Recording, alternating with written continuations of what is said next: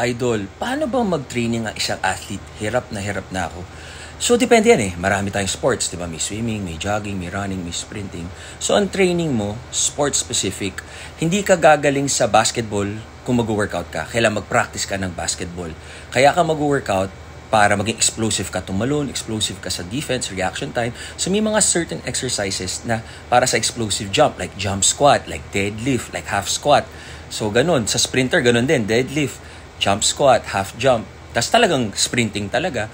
So, may sport-specific and kailangan, for example, basketball, kailangan patibayan yung ACL, meniscus, the muscles around that. So, may mga exercises specifically for that. Ngayon, kung swimmer ka naman, I think back muscles mo tsaka coordination.